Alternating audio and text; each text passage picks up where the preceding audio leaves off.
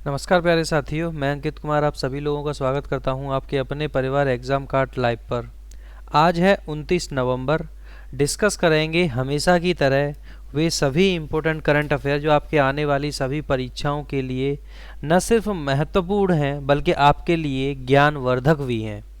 आगे बढ़ने से पहले आपको मैं एग्ज़ाम कार्ड की तरफ से आने वाली रैपिड सीरीज़ के बारे में बताना चाहूँगा। ये रैपिड सीरीज़ पूरे 6 बुक का कलेक्शन है। इवन कि ये बुक का जो कलेक्शन है इसमें एक बहुत ही ऑथेंटिकेटिक वे में आपको जो है कंटेंट दिया हुआ है, और ये जो कंटेंट है ये बहुत ही रिसर्च वर्क के द्वारा आप लोगों के लिए प्रोवाइड कराया गया है। चाहे आप अमेज़न पे हो, चाहे आप फ्लिपकार्ट पे हो, और चाहे आप एग्ज़ाम कार्ड की वेबसाइट पे जाइए, तीनों ही जगह इसके सैम्पल पीडीएफ आपको मिल जाएंगे। और ये जो सैम्पल पीडीएफ हैं ये आप लोगों को बहुत ही बेहतरीन अनुभव देंगे कि क्या लेवल है इस रैपिड सीरीज़ का। अगर आप एग्ज़ाम कार्ड की वेबसाइट से ही खरीदोगे तो आपको 35% का डिस्काउंट मिल जाएगा। और अगर आप मेरे नाम का कोड यूज़ कर दोगे यानी अंकित 10, तो आपको 10% और डिस्काउंट मिल जाएगा, यानी टोटल डिस्काउंट आपको मिलेगा इस पर 45%। ठीक है, चलिए अब डिस्कस करेंगे एकदम जोश में आपके लिए पहला करंट अफेयर, जिसमें आपसे पूछा गया है कि हाल ही में संयुक्त सैन्य अभ्यास आष्ट्र हिंदा 2022 भारत और किस देश के मध्य संपन्न हुआ है। तो आप ध्यान रखना, ये जैसा कि इसके नाम में ही है, आष्ट्र हिंद, हिंद मतलब भारत, आष्ट्र मतलब ऑस्ट्रेलिया। थोड़ा सा इसके बारे में हम जानेंगे डिटेल में। 28 नवंबर से 11 दिसंबर तक ये चलना है, और भारत और ऑस्ट्रेलियाई सेना के बीच एक द्विपक्षीय सैन्य प्रशिक्षण का ये जो आयोजन है ये संपन्न होना है। आष्ट्र हिंद श्रृंखला का ये जो पहला अभ्यास है, ये आयोजन जो है राजस्थान के महाजन फील्ड फायरिंग रेंज में हो रहा है। उद्देश्य है तो सकारात्मक सैन्य संबंध बढ़ाना, एक दूसरे की प्रणालियों को अपनाना। क्वेश्चन नंबर 2 है। आगे बढ़ने से पहले मैं आपको बताऊंगा, आपको दैनिक जीवन में अपने लिए लक्ष्य निर्धारित अवश्य करना चाहिए, और भले ही आप कोई भी सब्जेक्ट पढ़ रहे हैं उसमें से थोड़ा सा ही पढ़ें, लेकिन उसको अचीव ज़रूर करें। अचीव करने के बाद में आपको जो एक अनुभव आप महसूस करते हैं वो कमाल का अनुभव होता है, क्योंकि आप बहुत ही कॉन्फिडेंट होते हैं कि हाँ आपने कुछ प्राप्त कर लिया। यहाँ प्रश्न है, इनमें से किसका भारतीय ओलंपिक महासंघ की बेसिकली यहाँ पे ये है कि किसका, यहाँ पे बाय मिस्टेक हो गया टाइप, बट आप ध्यान रखना कि आपसे क्वेश्चन ये पूछा गया है कि इनमें से किसका, हाँ बोल सकते हैं, भारतीय ओलंपिक महासंघ की पहली महिला अध्यक्ष बनना तय है। तो पीटी उषा का तय है, क्योंकि ये अकेली ही खड़ी हुई हैं इस चुनाव में। देखिए यहाँ पे समझेंगे इस चीज़ को कि देश की महान एथलीट पीटी उषा का इंटरनेशनल ओलंपिक एसोसिएशन का अध्यक्ष बनना लगभग तय है। पीटी उषा पहली महिला अध्यक्ष होंगी। पीटी उषा को आईओए के एथलीट आयोग द्वारा स्पोर्ट्स पर्सन्स ऑफ आउटस्टैंडिंग में से एक रूप में भी चुना गया है। 1984 में ओलंपिक में इन्होंने 400 मीटर स्टेपल जो होती है, यानी कि बाधा दौड़ जो होती है, उसमें फाइनल में चौथे स्थान पर रही थी ये। और इन्होंने साल 2000 में खेलों से संन्यास लिया है। पीटी उषा को पैलोई एक्सप्रेस से भी जानते हैं, पैलोई एक्सप्रेस के नाम से भी। भारत ओलंपिक संघ की स्थापना करोगे तो 1927 में स्थापना हुई थी। संस्थापक थे इसके sir Dorabji Tata. Question number 3 है। क्वेश्चन नंबर 3 में आपसे पूछा गया है कि नवंबर 26 को 2022 भारत किस राज्य में सर्वे वेसल्स परियोजना इच्छक को लॉन्च किया है। तो आप ध्यान रखना, ये तमिलनाडु में किया है। ठीक है, तमिलनाडु के कट्टुपल्ली जगह है, उसमें भी चेन्नई है, वहाँ पर किया है। सर्वे वेसल्स परियोजना जहाज इच्छक लॉन्च किया है। भारतीय नौसेना के लिए बनाए जा रहे 4 सर्वे वेसल्स यानी कि लार्ज यानी कि एसवीएल प्रोजेक्ट में से ये तीसरा है। एसवीएल जहाज जो है ये नई पीढ़ी के हाइड्रोग्राफिक उपकरणों के साथ समुद्र संबंधी डेटा एकत्र करने और मौजूदा जो संध्याक वर्ग के सर्वेक्षण जहाज़ों के स्थान लेंगे ये। ठीक है। आगे देखेंगे सर्वे वेसल शिप 110 मीटर लंबा है और 16 मीटर चौड़े हैं ये, ठीक है। आगे देखेंगे अक्टूबर 2023 तक इच्छक देने का लक्ष्य जो है रखा गया है। क्वेश्चन नंबर 4 है, हाल ही में विक्रम गोखले का निधन हो गया, ये कौन थे? यानी क्रिकेटर थे, अभिनेता थे, अर्थशास्त्री थे या कॉमेडियन थे? तो आप ध्यान रखना ये एक अभिनेता थे। आगे देखिए अंतर्राष्ट्रीय घटनाक्रम में हाल ही में मॉर्निंग कंसल्ट पॉलिटिकल इंटेलिजेंस के अनुसार दुनिया के सबसे लोकप्रिय नेता कौन बने हैं? तो भाई अपने पीएम मोदी का जलवा है, प्रधानमंत्री नरेंद्र मोदी बने हैं। अमेरिका स्थित कंसल्टिंग फर्म है एक, जिसका नाम है मॉर्निंग कंसल्ट पॉलिटिकल इंटेलिजेंस। इसने एक सर्वेक्षण किया है, इसके अनुसार प्रधानमंत्री मोदी जो हैं 77% की अनुमोदन रेटिंग के साथ में एक बार फिर दुनिया के लोकप्रिय नेताओं की सूची में ये टॉप पर हैं। दूसरे स्थान पर मैक्सिकन राष्ट्रपति एंड्रेस मैनुएल लोपेज ओब्रेडोर हैं। ये उनके जो स्कोर है इनका वो 79% है, सॉरी 69% है। और ये तीसरे स्थान पर यूएसए के राष्ट्रपति जो बाइडेन 9वें स्थान पर रखा गया है। क्लियर है?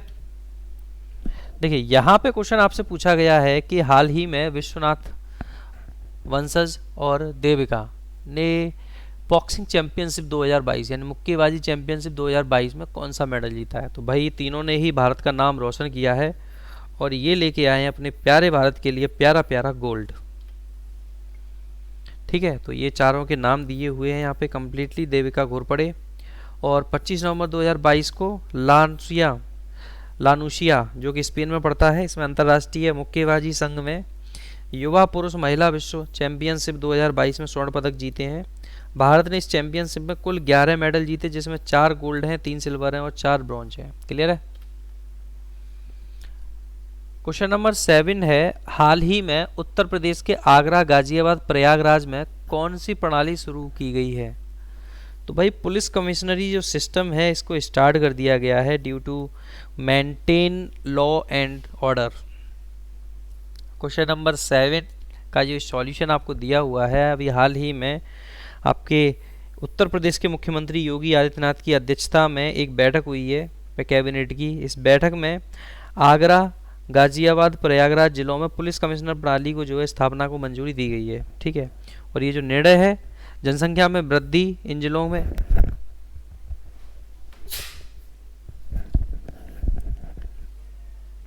में जो है महत्व और बेहतर पुलिसिंग प्रदान करने और कानून व्यवस्था बनाए रखने के लिए किया गया है। पुलिस कमिश्नरी प्रणाली में एक पुलिस आयुक्त, जिला पुलिस विभाग या कमिश्नरी का प्रमुख होता है। यूपी में अब कुल 75 जिलों में से 7 जिलों में पुलिस कमिश्नरी प्रणाली होगी। हाल ही में राष्ट्रीय कैडेट कोर यानी कि एनसीसी का कौन सा तो 74वां स्थापना दिवस मनाया गया? कब? तो आप ध्यान रखना 27 नवंबर को। कब? 27 नवंबर को। ठीक है, एनसीसी दुनिया का सबसे बड़ा वर्दीधारी युवा संगठन है। ये काफ़ी अच्छी बात है, एक है ना, वर्दीधारी युवा संगठन।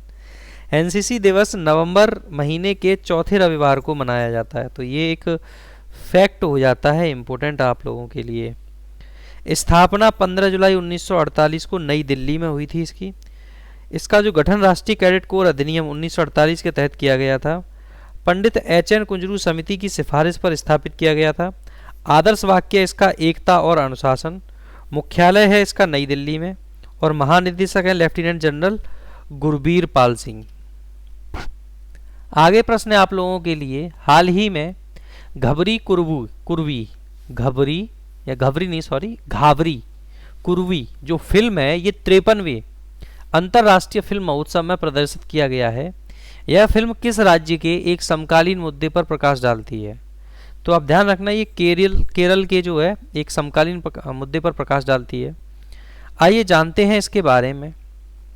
धाबरी कुरवी भारतीय फिल्म इतिहास की पहली फीचर फिल्म है जिसमें केवल जनजातीय लोगों ने अभिनय किया है। इस फिल्म को इरुला की जनजातीय भाषा में पूरी तरह से शूट किया गया है। यह आदिवासी फिल्म केरल में एक आदिवासी समुदाय से संबंधित है। लड़कियों के उत्थान की कहानी को ये कहती है। इरुला में घाबरी कुर्बी का अर्थ है एक गौरैया जिसके माता पिता अज्ञात हैं। अंतर्राष्ट्रीय फिल्म महोत्सव का यह 53वां संस्करण था। इस फिल्म महोत्सव का आयोजन जो है ये गोवा में 20 से लेकर के 28 नवंबर तक जारी रहना है। आइए जानते हैं इसके बारे में।